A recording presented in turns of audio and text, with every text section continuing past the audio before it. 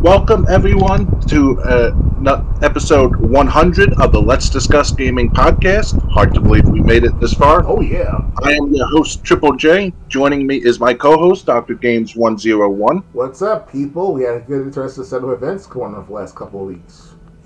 Yep, and we're going to cover them. We're going to cover the stories that happened over the last couple of weeks. You ready to start right now? Yeah, why not? Okay, first story coming up.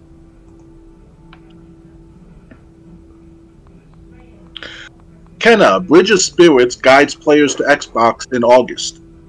Kenna, Bridge of Spirits is making the leap to Xbox in August. The 2021 action-adventure game has been available only on PlayStation and PC, and its move to Microsoft's platform comes with some new in-game goodies. As the debut title by Ember Lab, this story-driven action game stars Kina, a young spirit guide who must unravel the mystery of a destroyed village by helping lost souls move on to the afterlife. She's assisted by the Rory, tiny, adorable spirits Kina can command to aid in puzzle solving and combat. Game's design draws inspiration from series such as The Legend of Zelda, while combat has shades of From Software's Dark Souls. Kina hits Xbox Series X and S and Xbox One on August 15th for $39.99 and will include exclusive pirate-themed Rot hats, a golden Rot skin, and a unique staff for Kina. A new physical premium edition will also be available and will consist of these items, a digital soundtrack, and an exclusive sticker sheet. The Xbox version also includes the anniversary DLC update, which includes the Spirit Guide Trials, additional Kina outfits, and New Game Plus. We awarded Kina Bridge of Spirits a 9 out of 10, with former editor-in-chief Andrew Reino writing in his review, Bridge of Spirits stumbles a little in spots, yet confidently sprints into the heart of the adventure, rewarding the player with secrets galore and visuals that are almost always worth admiring. If you love Zelda-like games or are just looking for an experience that will make you smile every step of the way, you can't go wrong with Kina, Bridge of Spirits.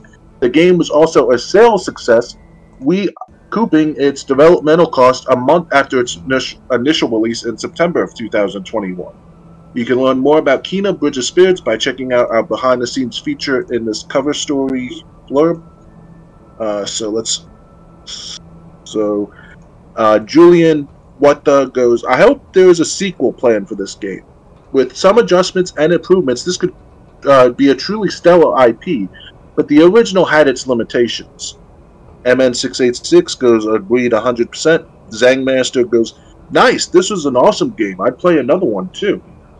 So, did you hear about Kina Bridge of Spirits? For many months, if not years so far, yes. It was released back in 2020 for the PlayStation 5 release of its launch date or launch of games. I thought it was 2021. Yeah, that was the original release of Kina Bridge of Spirits back in 2020. But they rolled it back to 2021 the following year or so. And it's supposed to be a launch title with other games like that of what's the game? Final Fantasy VII Remake, Integrate, and other games stuff like that. It's supposed to come out like a slew of games like that in the PS4 back during this time. So yeah, but I heard it's a good game. It's not. I mean, at first it seemed kind of childish, looked like something for the kids to play, but anyone can play that game right here. So that's a gameplay of it. It was pretty good. So yeah, like if you have time and money for buying Kina Bridge of Spirits in the system, or get on PC if ever, later on, then go buy Farming, go get a copy of it. I'm going to get a copy of it too if I get a PS5 sooner or later. So.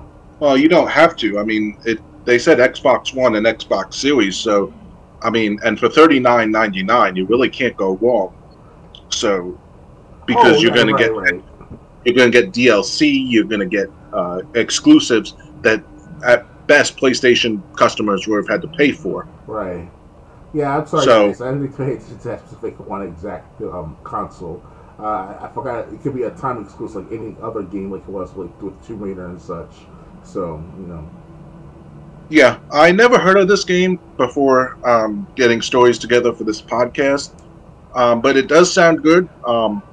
So yeah, I can't say I'm definitely hyped to try it out, but I definitely would give it a chance. Yeah, it looks good. If you see the gameplay trailer as well as the launch trailer back in 2019 and 2020 when you were 3 4 years old younger.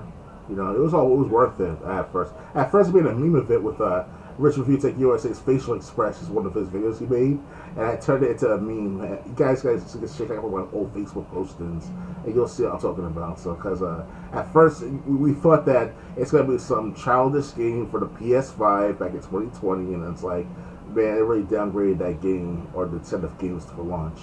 But then all of a sudden, I really see the gameplay trailer, the puzzles. It was good. It looked good. Very interactive. It's kind of like, like you said, a mixture of like older games and such, back in this past, and with new nuance to it. So, yeah. Yeah. So if you were hoping that this game, if say you were an Xbox guy and you, the only thing that stopped you from trying out this game was that it was on PlayStation and it's now coming to Xbox, and it's going to be coming out in a couple months, and like I said, $39.99, and you get New Game Plus and DLC included. Mm-hmm. You really can't go wrong. I see. Oh yeah, definitely. Anything else to add, or ready to move on? I just want to say though, is just that if the lady is coming to Xbox, which obviously it is at this rate, yeah, I will get a copy of it myself and play it, the recording with you guys with it. See how good it is. Other than that, we'll hope for the best and. So you're not gonna mess this one up with the other time exclusives if ever. So. Right. Okay. So ready to move on? Yeah. All right. Next, Metal Slug Tactics reemerges with a new trailer and fall release window.